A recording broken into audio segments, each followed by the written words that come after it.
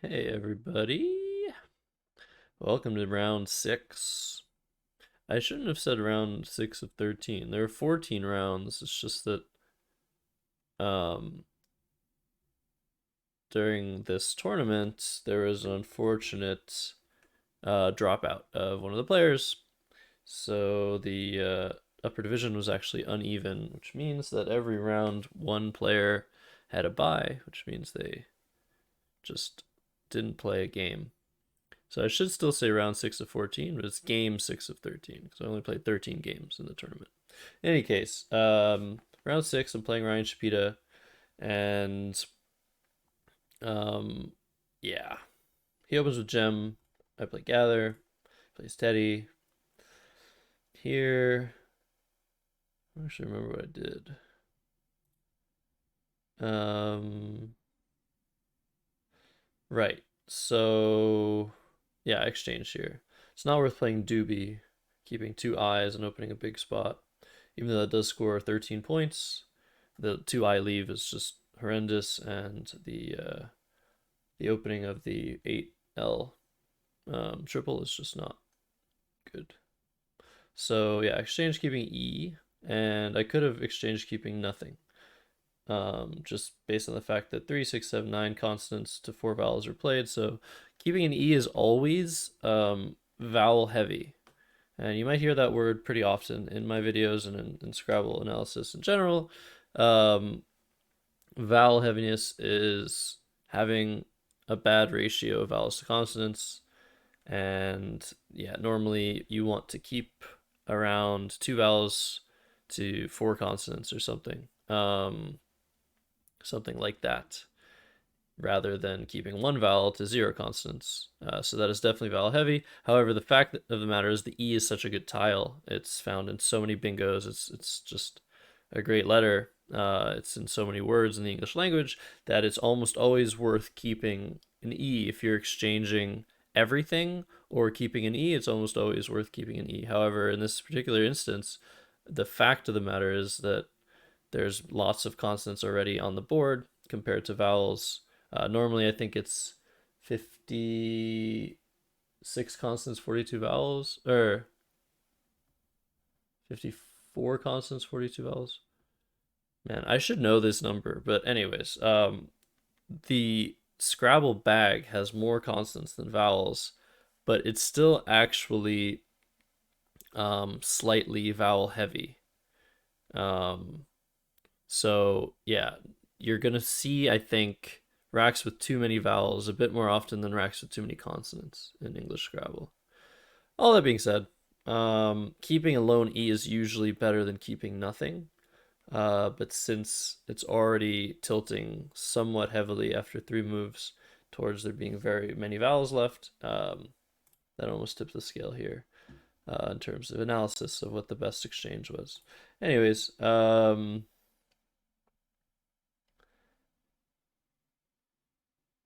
yeah. So yeah, the play of Clued at L1 looks very good, but actually, since I have the blank in hand, it's nice to just keep things closed here, rather than open everything with Clued. Um, Ryan plays Z. Here I looked for a long time for a bingo. Couldn't find anything. There was nothing. Could play Perv. Again, this opens things, which is probably okay in this case. Now that like Ryan scored 26, and I just scored 26 and keep things closed. Um, but yeah, again, I'm happy to play on this board with the blank in hand. I'm definitely favored to hit bingos from the L, the E, the W. Um, these are the marginal areas to play bingos on the board. And when you have a blank, it's just you're just so OP. You're so overpowered. It's just really nice to play on any board with the blank that has any bingo lanes on it whatsoever. But Ryan again manages to score very well with Heap, and now he's up 30 points. Um, but here I have this insane rack, and while when I drew this rack, I started looking for bingos from the TE, And I think I spent around half a minute on that. And then I was like, well, maybe if there's a bingo from this L in Newell, it would be better than a bingo from the TE, despite scoring 3 fewer points. So bingo from this L, if I manage to put one of my 1 point tiles, A, E, I, L, and S, on this double letter score right here, um, that will score 71 points, whereas a bingo from the TE is going to score 74, I believe. 6, 8, no, sorry. 77 from the TE and 74 from the L. I can't math, apparently. So why would you choose a bingo from the L if you had the choice? Well, the reason being a bingo on the H column is by far the most dangerous thing you can do here, because I would be giving Ryan just complete free reign over all of the floaters that I would be giving him. So if you can imagine any bingo from this TE, putting the letters smack in the middle of the board allows any bingo using those letters to play no matter what. You can play to it, you can play from it, you can play with it in any position in the word. Whereas a bingo from the L is much less dangerous because you have to end with any of these beautiful letters. So I started thinking about that. What I just explained to you, I thought about it in around like a few seconds, just logicized it in my mind. And then I was like, okay, well, what if I was even more defensive and I played on 9B? How much would that score? And I started calculating 4, 6, 10, 12, 67 points. Okay, 67 points, probably not worth it. Um, but I didn't find a bingo from the TE or from the L, so I guess I should just go for this. I'm already spending a lot of time here. So yeah, why don't I just find a bingo here? And I played Inulays. And right when I hit my clock, I was like, wait a second. I did not spend enough time looking for bingos from the TE. What am I doing? And then immediately I spot teaseling. And I'm just like, oh my god, what is wrong with me? Like why did this happen? And like this is an issue. This is an issue that I have sometimes where there are so many things for me to consider in a turn, and I do not spend enough time on one of those things, and I just keep jumping from thing to thing. I think it's related to ADD, and it's just really bad. Like if I could be way more linear in my thought process and just do things one at a time. Okay, what's the best possible bingo? Is it from the L or is it from the TE? Probably from the L. Sacrifice 3 points. All right. Um, and that's a lot of points to sacrifice. So I start looking from the L and I don't see from the L. I'm like, okay, well, let's look from the TE. Then I definitely see teaseling and tenais. Like if I spent like at least a minute on it, I would find a bingo. And yeah, it's not good. 67 points versus 77 points. And it's like there's no telling what kind of a rack that Ryan has. Like the board's very close. It's very hard to score on these past few moves. He's managed to score, but at what cost? Maybe his rack is really bad. Like there's no indication that Ryan is close to a bingo. So sacrificing 10 points just to not open bingo lanes is kind of crazy, especially since like he could always bingo from the L or from the E or through any of the tiles in Inulays. So this was really, really upsetting to me. I got very tilted after making this play of Inulays because in my head I had done everything. I had gone through the motions and I didn't find anything. But I didn't look for long enough. I jumped. And yeah, this is definitely an issue that I need to continue to deal with. So Ryan plays fan. I draw the Q, but I'm able to play Canat. And then he plays nitpick. And now I'm just like, oh my god. Look at this word, nitpick. It's blocked everything. Now, no bingos play unless they contain an S. Or there's some crazy bingo ending in C. Or bingo through this L and then crazy with the crazy specific letter here, and I'm down 50 points. How did this happen? Like, how did this happen?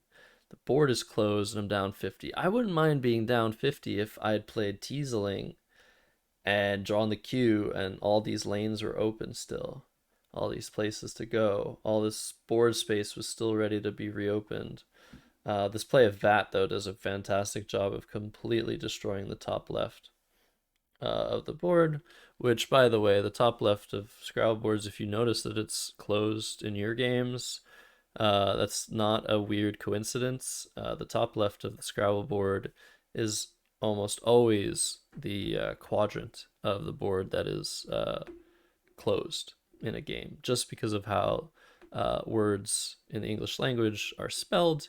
Um, they tend to be more bottom heavy on the Scrabble board. And it's a very interesting concept to discuss. I can discuss it in another video or on my stream. But yeah, very, very often there's a play like that comes on the board, either horizontally or vertically, that just cuts everything off. Um, so yeah, nitpick comes down and I'm just like, what is happening? Why am I in this position? And I know why I'm in this position. It's not like I thought I was making the best moves. I knew that Inulays was a mistake. Um, so I played Cuvée and I'm just like, I can't believe I'm making this play. I don't have an S. There are three unseen S's and I'm just in terrible shape. And Raj comes down and now I'm down 70. I don't draw an S. But I do draw into a very, very bailout play here. Completely lucky, but I'm still in a terrible position. If you can find the play, let me know in the comments. You can pause the video to look for it. I'm sort of giving it away by where my cursor is. Um, but yeah, the play is Xylem. And yeah, now I'm actually only down 4 points. Extremely lucky. Fear comes down, I'm down 31. And here, I have some options, but I choose to just play a vow. The problem with this is there's just a better spot for AOW right here at E8. Um, a vow definitely has some merit to it because if Ryan does have an S, this is preventing the worst of his plays at O12 by not allowing him to double a letter. So now if he has something like Y's, it'll be uh, 39 points rather than like 51. But a low here is 14, 17, 21, 22, 32 points. I can't be sacrificing 4 points. It's clear. It seems very clear from the play of FEU, by the way. You need to be aware of this sort of thing. That Ryan doesn't have an S. If he has an S, he's playing Fuse for 51. Um, no matter what, basically. Unless he's unsure of Xylem taking an S, which would be very, very surprising. So I can know for sure that he didn't, pretty much for sure that he didn't have an S on the FEU turn, and just go ahead and play a low. Um, yeah, I could have played like SOW, but actually, remember how we talked about how the unseen letters after the first few plays um, were very constant heavy. Well, now we're back into, oops, sorry, spoilers. We're back into this position where look at this: six unseen I's, six unseen O's, two A's and two U's. That's 16 vowels. How many consonants? 13 consonants. So that's extremely vowel heavy. So things can definitely change throughout the game in terms of vowel consonant ratio and balance. But this particular unseen tile pool is really, really crazy and bad. Like, I hadn't seen anything like this in a very long time in my games, and I was already pretty aware of what was happening here. I'm like, okay, this is gonna be like a slugfest. Like, I have SOU next turn if I want it for 24. That's probably going to be a really good play for me, just based on what's left here. And yeah, one of us is going to have the worst of this and lose the game as a result, basically. So Junior comes down, which would never have happened with a low here. And this is a beautiful play by Ryan, extending Jun, scoring really well. However, it does use an I and an O, but it also uses an R, an E, and a D, and that's the last E. Um, so yeah, this is a problem for sure. Um, so what do I do here? I play Osar um, instead of Wuss, and Wuss was actually better than Osar. I never even thought about it. But yeah, I don't think I've ever played the play Wuss. I might have played Wussy before, but Wuss would be 39 points. As discussed earlier, this is 33. The S's are pretty useless after I take away this spot. Um, S is still a really good tile, but they're very limited in what they can do on this board. And the U, keeping the U is really not what I want to do here. I don't really mind having two O's, but a U on this board is just really bad. So that's why I was talking about SOU last turn. That might still be a decent play, but scoring points here is by far the most important thing that I can do. I'm down 39 points. Wuss would tie the game up and keep balanced letters ALOR. And also, we have to start thinking about how many letters are left unseen. 15 in the bag. Um, so by playing Osar, I leave 11 in the bag. So I'm starting to think about, okay, like I need to get into a range where I have tempo in the pre end game, before all the letters are gone, where I'm basically forcing Ryan to empty the bag rather than myself. Um, and that would allow me to have a lot of advantages in the end game, as to where I would go out before my opponent, and that's extremely valuable.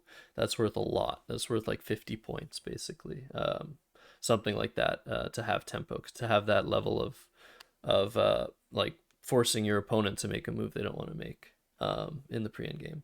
So, anyways, Wuss would leave 12. It's not a big difference between 12 and 11. It's definitely the play. This isn't that bad, but it's definitely the play to play Wuss.